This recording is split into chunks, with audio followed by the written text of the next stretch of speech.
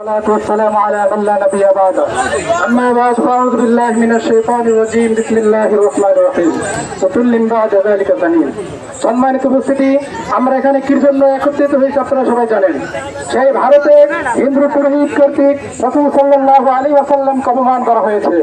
আমরা মুসলমান হিসেবে বাংলাদেশ থেকে প্রতিবাদ করতেছি। আমার নবীকে যারা গালি দিবে, নবী সাল্লাল্লাহু আলাইহি ওয়াসাল্লামকে যারা অপমান করবে, আমাদের শরীরে এক বিন্দু রক্ত থাকা পর্যন্ত আমরা ঘরে বসে থাকতে পারবো না। আমরা ভারতের দূতাবাসের উদ্দেশ্যে আমরা লং মার্চ করবো। আমরা ততক্ষণ পর্যন্ত তার বিচার করা না হবে, আমরা ভারতের বিরুদ্ধে আমরা জিহাদ ঘোষণা করবো। আমাদের হৃদয়ের স্পন্দন রাসূল সাল্লাল্লাহু আলাইহি ওয়াসাল্লামের আমাদের ভালোবাসা। রাসূল সাল্লাল্লাহু আলাইহি ওয়াসাল্লামের বিরুদ্ধে যারা কথা বলবে, সে যেই প্রান্তে হোক না কেন, আমরা তাদের বিরুদ্ধে লড়াই করে যাবো ইনশাআল্লাহ।